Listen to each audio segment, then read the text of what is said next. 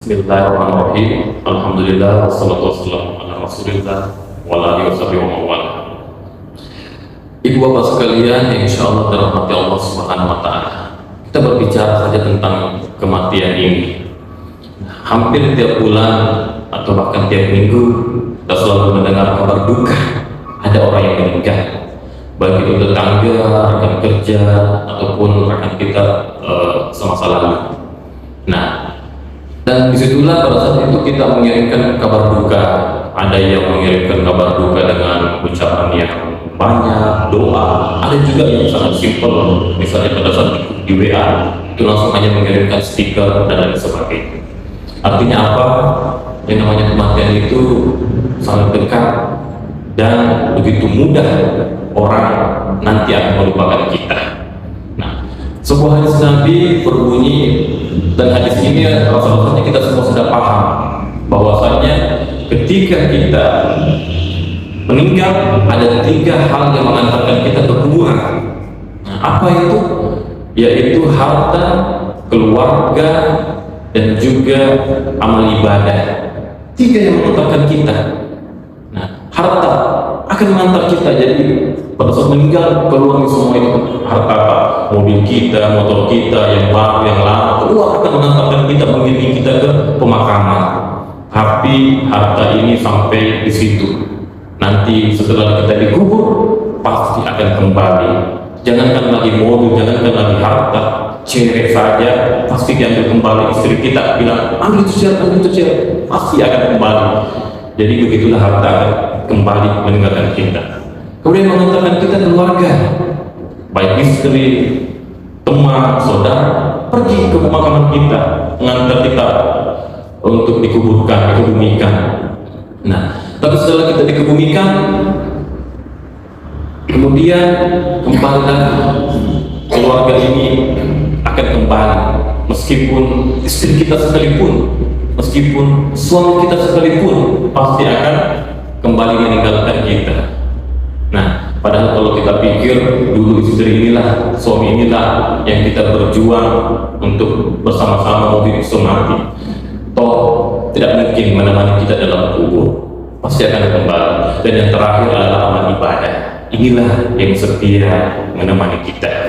Nah, pada saat itu terputus semua amalan kita kecuali tiga hal, yaitu anak soleh, kemudian ilmu yang bermanfaat, dan yang ketiga sedekah jariah.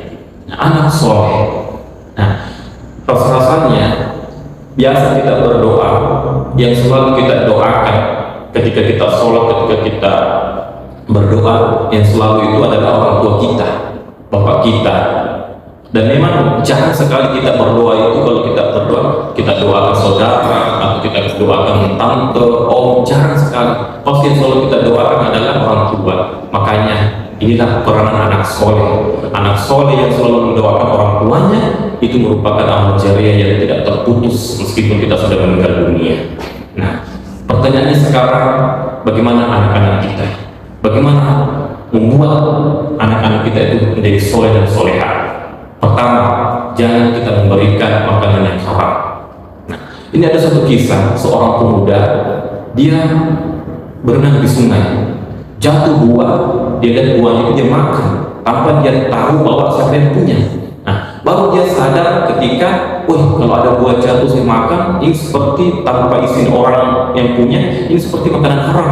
Dan ketika makanan haram masuk di perut, tunggulah api neraka yang akan membersihkannya. Anak muda itu takut, akhirnya dia pergi cari pemilik mangga tersebut.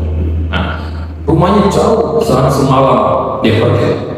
Sampai di rumah tersebut, dia tanyalah si bapak yang punya mangga ini. Assalamualaikum Pak, ini ada mangga Pak, saya makan kemarin sekitar setengah. Saya tidak tahu Pak, siapa yang makan, siapa yang punya. Nah, bapak saya tahu bahwa bapak yang punya, dan ini saya kembalikan Pak. Mohon Pak ikhlaskan yang sudah saya makan tersebut. Bapak ini bilang, wah tidak bisa. Masa dengan mudahnya saya ikhlaskan, kau makan duluan baru kau minta izin sama saya. Jadi bagaimana Pak? Bapaknya bilang, boleh saya ikhlaskan tapi ada syaratnya. Apa syaratnya Pak? Kau nikahi putri saya. Wah, si pemuda ini kaget.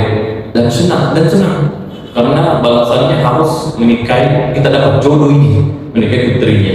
Nah, si bapak ini pun jangan senang dulu. Kau harus tahu bahwa putra putri saya itu dia buta, dia tuli, dia bisu. Wah, berpikir ini anak muda, apa enaknya ini, sudah buta, sudah tuli, sudah bisu, tapi dia pikir lagi api neraka. Akhirnya dia bilang, ya sudah, saya terima. Nah, akhirnya panggil dua saksi, dinikahilah putri bapak tersebut. Nah, setelah itu pada hari nikahnya, setelah nikah dia masuk ke dalam kamar. Pemuda ini bersalam, assalamualaikum, terdengar dari jawab, waalaikumsalam. Kemudian dia buka pintu, ada orang yang menghampiri. Wih, kaget ini anak muda. Padahal perasaan kemarin bapaknya bilang katanya anaknya bisu, lumpuh, tuli, tapi kok kenapa bisa menjawab salam saya? Kenapa bisa saya buka pintu dia datang? Wih, kaget ini, lari pergi ke bapaknya. Pak, kenapa bapak bohongi saya? Katanya anak bapak tuli, bisu, lumpuh, tapi kenapa bisa menjawab salam saya? Kenapa? Ternyata normal. Akhirnya bapak itu bilang, nah, anak saya itu bisu bukan karena tidak bisa bicara, tapi dia tidak pernah mengeluarkan kata-kata kotor. Anak saya itu lumpuh bukan dia tidak bisa berjalan, tapi dia tidak pernah berjalan ke tempat maksiat. Anak saya itu buta bukan karena dia tidak bisa melihat, tapi dia tidak pernah melihat hal-hal yang haram. Akhirnya si pemuda ini senang, masya Allah. Terus kenapa bapak memilih saya sebagai suami anak bapak? Karena saya melihat kamu pemuda yang alim, pemuda yang soleh. Jangankan harta yang banyak, harta yang haram, mangga saja sepotong tanpa izin pemiliknya, kau tidak berani langgar, kau tidak berani makan tanpa seizin pemiliknya. Akhirnya makanya saya memilih kamu. Masya Allah. Akhirnya si bapak ini, ya sudah, teman istri ke dalam, masuk di dalam, dia mempati istri. Artinya, dan satu tahun kemudian, masya Allah, lahirlah yang namanya Abu Hanifah. Abu Hanifah inilah yang kita kenal sebagai salah satu mazhab yang ilmunya sampai sekarang kita gunakan. Jadi masya Allah, gara-gara bapaknya yang tidak pernah sentuh makanan haram, minuman haram, melahirkan anak cerdas Abu Hanifah. Akhirnya apa? Ilmunya Abu Hanifah berguna sampai sekarang, dan disitulah bapaknya mendapatkan aliran pahala terus sampai ke bapak dan ibunya. Ibu bapak sekalian yang dirahmati Allah Subhanahu wa Ta'ala. Olehnya itu, pesan pertama agar anak kita bisa soleh dan soleha, jangan kita berikan makanan sesuatu yang haram. Kemudian yang kedua, kita didik anak itu yang pertama akidahnya, perkuat keimanannya. Kita lihat Al-Quran mengajarkan cara mendidik anak, yaitu buka surah Al-Luqman ayat 13 seterusnya. Ya bunayya wala tusyrik billah. Ya anak-anak, janganlah kau duakan Allah, janganlah kau melakukan syirik. Artinya anak itu setelah kita jangan kasih makan makanan haram, yang kedua kita didik pertama mengenai akidahnya, perkuat tauhidnya kepada Allah, perkuat keyakinannya kepada Allah, bahwasanya anak itu jangan bergantung selainnya kepada Allah, jangan meminta rezeki selainnya kepada Allah, jangan tarikan persoalan selainnya kepada Allah. Itu pertama yang dibangun. Untuk soal rezeki, insya Allah rezeki tidak kemana, rezeki sudah dijamin oleh Allah Subhanahu wa Ta'ala. Hadirin, kedua sekalian yang insya Allah dirahmati oleh Allah Subhanahu wa Ta'ala. Ini yang pertama yang merupakan amal jariah, yaitu anak soleh yang senantiasa berdoa kepada orang tuanya. Kemudian yang kedua adalah ilmu yang bermanfaat. Nah, ilmu ini pasti ilmu yang bermanfaat, insya Allah akan mengajarkan terus sebagai amal jariah nanti kita. Nah, ilmu itu jangan kita cek, jangan sampai digunakan untuk apakah dipakai untuk membimbing orang atau malah menyesatkan orang, apakah dipakai agar orang menjadi hamba Allah atau malah dia yang dihambakan. Hati-hati, karena ilmu sebaliknya, ilmu yang sesat itu pasti akan diminta pertanggungjawaban oleh Allah Subhanahu wa Ta'ala. Olehnya itu dakwah-dakwah di media sosial sebarkan, insya Allah itu nanti akan menjadi jariah kita ke depannya. Sebarkan dakwah-dakwah tersebut. Kemudian yang ketiga yang menjadi amal jariah, yaitu sedekah jariah. Masya Allah, dengan sedekah ini insya Allah bisa memperpanjang usia kita, bisa menolak bala. Kemudian dengan sedekah itu mempermudah rezeki kita. Jangan takut bersedekah, jangan takut bersedekah itu. Keluarkan sedekah itu. Tidak ada orang bangkrut karena sedekah.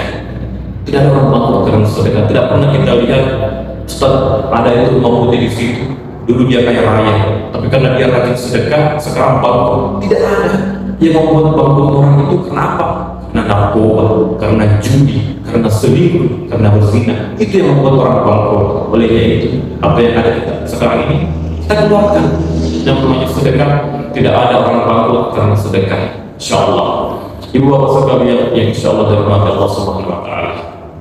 Hanya itu sebagai kesimpulan bahwasanya lakukanlah apa yang semaunya kita lakukan. Terserah kau mau berbuat berjudi, kau mau berzina, kau mau tidak sholat, terserah lakukanlah. Tapi ingat, pasti kita akan mati. Pasti kita akan mati. Dan sebaik-baik bekal dalam mempersiapkan kematian tidak lain adalah takwa. Takwa kepada Allah, yaitu melaksanakan sholat.